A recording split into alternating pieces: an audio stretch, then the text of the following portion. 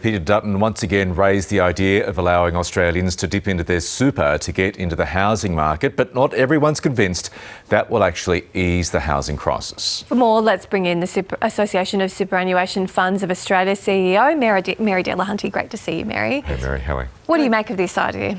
Well, we've seen this before, haven't we? And it was rejected by Australians the last time around.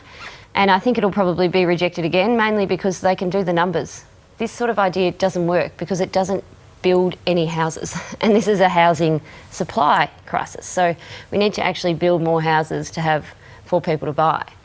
And then Australians know that, especially in that cohort of trying to buy a first house, they don't actually have the superannuation to afford a deposit. We can see the prices up. And we're talking about a maximum limit of $50,000. And this is for first home buyers, so you're arguing there aren't enough superannuation pools big enough for first home buyers? There's certainly... The thing about super we've got to remember is that it mirrors life. So if you've got high wages outside of super, you've probably got more super. If you've got low wages outside of super, you don't have enough superannuation. They're the people who are locked out of the housing market anyway. So it's not really going to help those who currently can't afford to get into the housing market, and it doesn't put a single house in the air that people can buy. So it's a policy without a whole lot of thinking. Not really going to work for those who it should. The thing that really, I suppose, galls me about these sort of conversations is the deep unfairness of it, because we're asking young people to solve something that's structural, a problem that's not of their making.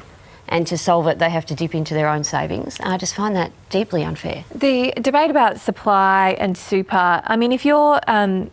take, for example, someone who does have a little bit in super, is going to take, 8 to 10 years to save for a housing deposit. They're seeing houses in their suburb, for example, where they'd like to buy, and they can see they've got a little bit in super.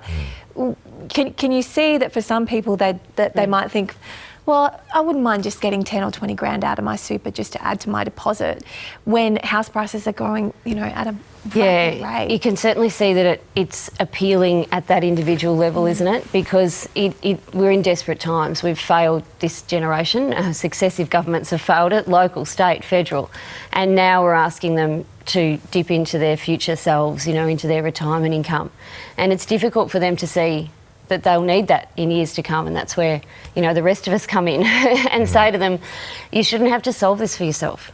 You shouldn't have to touch your super. You shouldn't have to choose to solve a very complex debate that is not moving very fast, right? None of us were asked to do this, and we're asking the younger generation to do it too. So the plan is, if the coalition's elected first home buyers will get a chance to dip into their super by up to $50,000, they'd have to put the money back into super once the first house is sold down the track. But what would be the opportunity cost of that $10,000, $20,000, $30,000, $40,000, $50,000 being taken out of a young person's super for potentially 5, 10, 15 years? Yeah, it's a bit untold, isn't it? But we're about to see superannuation funds have another year of double-digit returns.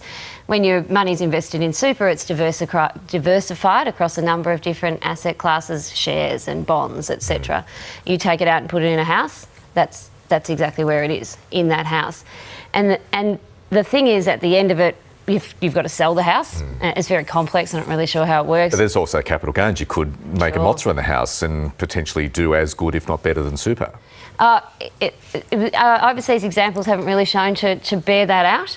And it is difficult to understand why we would accept a sort of policy where we're asking people to choose between those two outcomes.